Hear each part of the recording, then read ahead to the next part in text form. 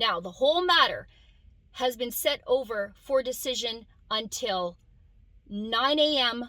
Friday morning, where we will find out if Pastor Coates will continue to be a prisoner of conscience and politics in what we are told is a free and liberal Western democracy, or if he will be released, because religious freedom and the right to practice your faith and congregate together is still a protected charter right in this country, pandemic or not.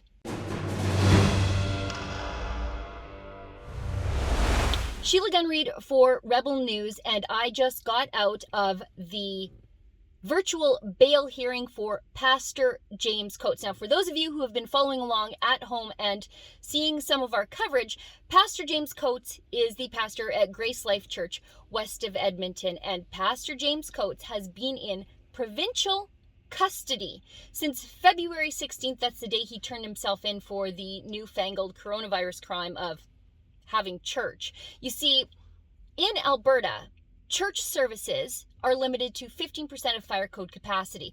GraceLife has not been following that, saying that that violates their charter right of freedom of religion and freedom of assembly. And so the church itself has been under near constant surveillance by public health officials and the local police. Coates himself was issued a $1,200 public health fine before he was arrested February 7th and then released with an undertaking he failed to sign to force him to follow those public health orders. But Coates held church again to a maximum capacity crowd on February 14th, at which point Coates was advised to turn himself in the following Tuesday, which he did. And as I said, he's been in custody since. Now, Coates is in the maximum security provincial remand facility, the Edmonton Remand Center. He has been given bail, but he cannot, in good conscience, comply with the bail conditions. And those conditions, again, are the same ones that would require him to violate his conscience, to limit his church services to 15% of capacity. So Coates remains in custody, and he could remain in custody until his trial in May. So he served 2 weeks already, and he could be in custody for another 2 months.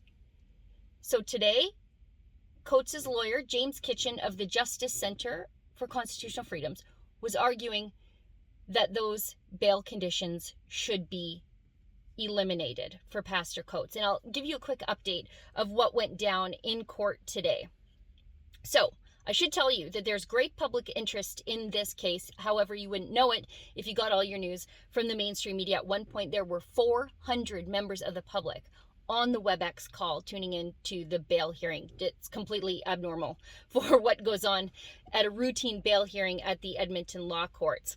Now, each lawyer, Kitchen and the Crown Prosecutor, were given 10 minutes to argue their case. And I should note, the Crown Prosecutor here is not being identified by the court because she says, the Crown says, that she is receiving threats. And so for her personal safety, she's not giving her name in these WebEx bail hearings, which is absolutely abnormal. The Crown is arguing that there is a substantial likelihood of endangerment to the public if they release Coates. And that's why they need to keep Pastor Coates in jail.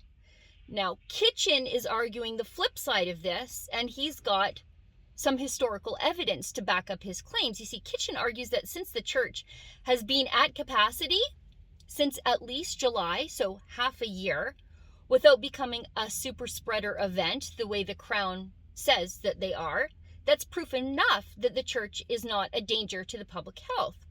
Furthermore, the breach of the public health order that finds Coates behind bars is not something that, if he's found guilty of, that you would serve provincial time for. So if it's not a jailable offense if he's convicted, why is it a jailable offense for him now? Coates Coates' lawyer, Kitchen, argues that this whole thing is absolutely without precedent. The Crown is also arguing that it would undermine the justice system to release Coates without these conditions.